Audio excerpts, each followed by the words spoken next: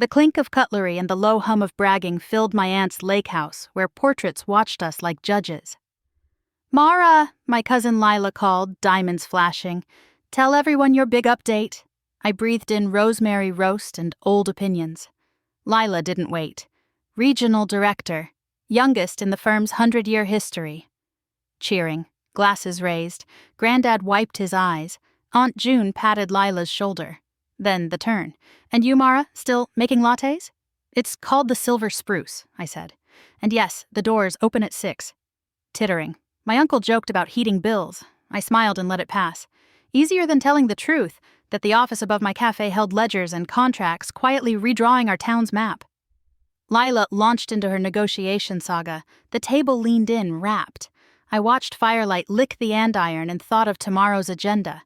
A consolidation, 3 signatures, and a reveal that would end the family's favorite myth about me. Grandmother intercepted me at the sink. "You're clever, dear. You could have had what Lila has, the title, the car, the address." "I have an address," I said, drying a platter. "You've just never been." She frowned. "A breakfast shop is not a future." "Maybe the future is upstairs from a breakfast shop," I said, thinking of the folder marked Ridge Harbor. I left early. The moon laid a silver path across the lake as I drove into town, parked behind the Silver Spruce, and took the stair to my real office. A quiet room with a long table, 2 chairs, and a wall of maps pinned with red tags. Tomorrow at 9, the man they call Lila's client will ask for cappuccino. And sign with me. By dawn, the cafe smelled like oranges and fresh grind. I unlocked the front, wiped the chalkboard, and wrote the special cardamom buns, then checked the folder 3 times. At 8:57 a.m., the bell chimed. A man in a navy overcoat stepped in, surveyed the room as if it were a chessboard, and smiled. "Double cappuccino," he said. "And a quiet table, if you've got one."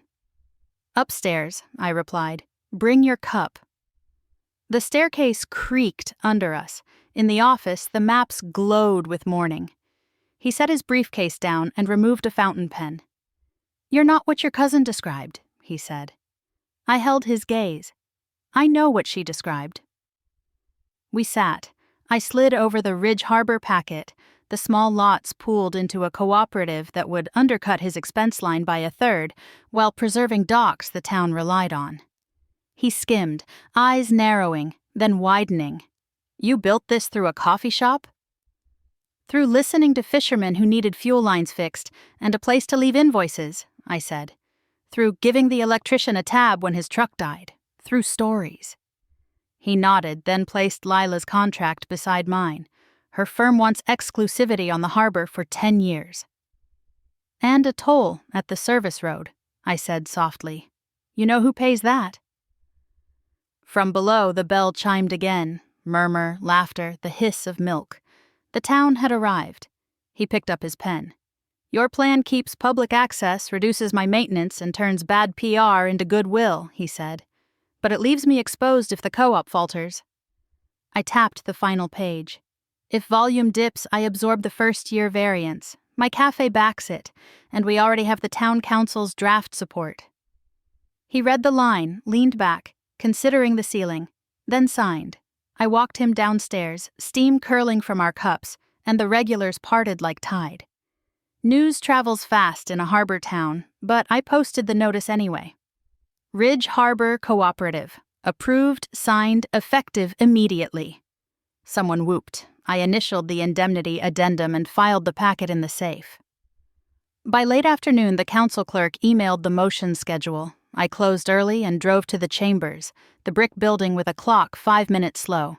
Fishermen filled the benches, teachers came, and the librarian. Lila arrived last, heels on stone, eyes sparking. "So this is your latte plan," she said under her breath. "It's the town's," I answered, taking the front row. When public comment opened, I spoke first. I explained the co-op's margins, the maintenance escrow, the 1-year variance I'd guaranteed, and the community access clause. I described how the harbor worked before glossy brochures, and how it could work again without shutting anyone out. Questions came, tough ones, and I answered them, number by number, face to face. The vote was unanimous. The clerk stamped the resolution. The room exhaled. Outside, gulls split the dusk with ragged cries. Grandmother stepped to me on the steps, her gloves clasped. "I was wrong," she said simply. "Will you take me to breakfast tomorrow?" "At 6, I replied. That night, I returned to the cafe, counted the drawer, and turned off the grinder. Upstairs, the maps looked less like battle plans and more like promises. I wrote a message on the chalkboard before locking up. We serve coffee and futures.